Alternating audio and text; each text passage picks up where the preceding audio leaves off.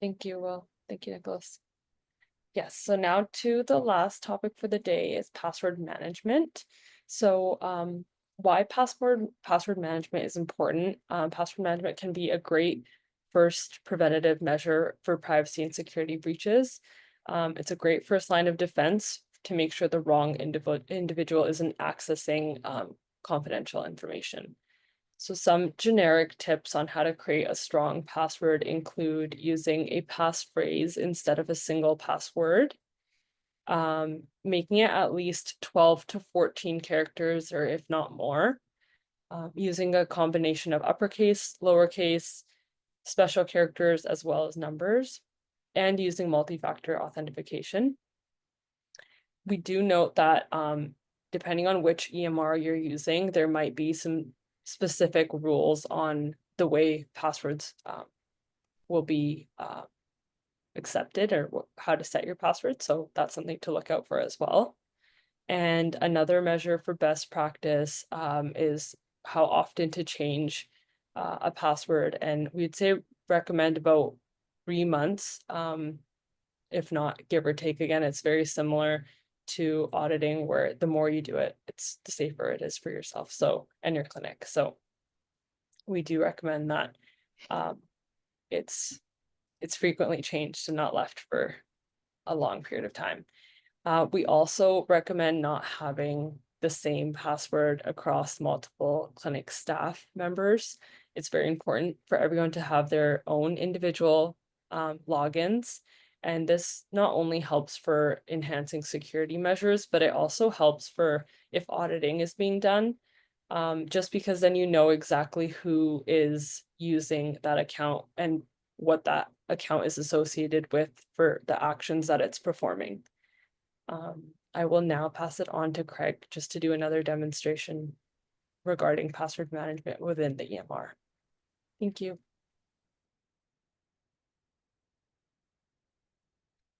Okay, so I'm going to go back and I'm going to click on profile.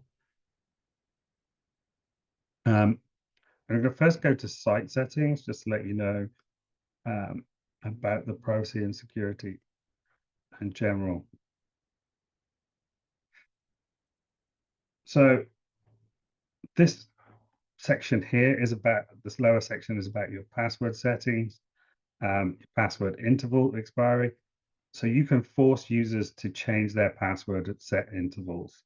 You can put a warning up, so when they go to log into the EMR, 14 days before that interval is due, it will tell them they need to reset their password.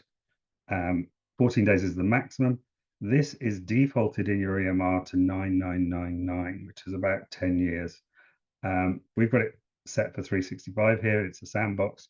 You can change it to 90 days, 180 days, whatever you wish. And you can also set the number of times that they incorrectly enter their password to lock their account. I'm briefly going to mention these two pieces here above. You can create a privacy document and a confidentially a document that you can make your users review once yearly, maybe, or however, whatever your frequency is. You can upload your documents here. You can set the time frame that you want to review them.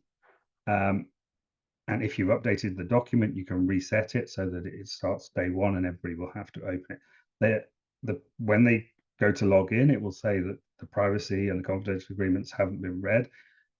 It will ask for them to download them, and then it will then ask for them to say that they've read them and to tick off a box before they can access the EMR. These are really important documents for your clinic to get up to date for your privacy and security. Now, with your passwords, if you're an admin, you can change passwords here just by clicking on this box. And you enter a new password, confirm a new password. That password, when the user comes to sign in again, so you pass it to them in a discrete manner, they will then be expected to enter a new password. MedAccess rules for password is it's 8 characters, no spaces, no tabs, no non-printable characters, expecting you to fill out 3 out of 4 um, uh, of the following: alphanumeric uppercase, lowercase, numbers, and special characters. You can't use your username or your first name or your last name in your password, and you can't contain more than 2 identical characters in the row. And one last thing it doesn't tell you is it must not end on a number. You can end, yeah, it must end on a special character or a letter. If somebody was to lock themselves out, if they have entered their email address, it will send them an email telling them they've locked themselves out, and they will then be able to access the EMR again by themselves. So should this Ali Bar put her email in, her password in 3 times, and she has an email here, it will lock her account. If it locks her account, she will no longer be in the active user list.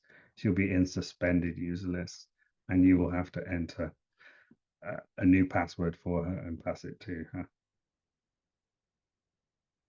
Do we have any questions? I'm not seeing anything just yet in the Q&A box. We'll just give it a moment to see if anyone has anything.